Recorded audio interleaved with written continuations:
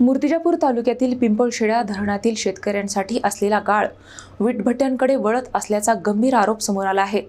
या संपूर्ण प्रकारामागे राजकीय वरदहस्य असल्याची चर्चा रंगली असून प्रशासनाच्या भूमिकेवरही नागरिकांनी तीव्र प्रश्न उपस्थित केले आहेत। मूर्तिजापूर तालुक्यातील पिंपळशेळा धरण परिसरात काळ्या मातीच्या उत्खननाचा मुद्दा सध्या चर्चेचा विषय ठरत आहे। शेतकऱ्यांच्या नावाखाली धरणातील गाळ काढला जात असला तरी प्रत्यक्षात हा गाळ आणि काळी माती विटभट्ट्यांवर पोहोचत असल्याचा गंभीर आरोप स्थानिक नागरिकांकडून करण्यात येत आहे। धरण परिसरात पोकलँड, जेसीबी आणि हायवा ट्रकच्या सहाय्याने मोठ्या प्रमाणावर उत्खनन आणि वाहतूक सुरू असल्याचे नागरिकांचे म्हणणे आहे।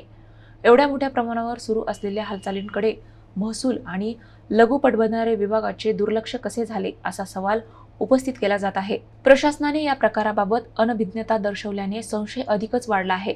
स्थानिकांच्या मते संबंधित अधिकाऱ्यांना वारंवार माहिती देऊनही केवळ पाहणी करण्यात आली, मात्र ठोस कारवाई झालेली नाही। त्यामुळे या संपूर्ण प्रकारामागे कोणाचे पाठबळ आहे याबाबत गावागावात चर्चा सुरू झाली आहे। आता या प्रकाराची निष्पक्ष चौकशी करून दोषींवर कारवाई होणार की प्रकरण दाबले जाणार याकडे संपूर्ण मूर्तिजापूर तालुक्याचे लक्ष लागले आहे।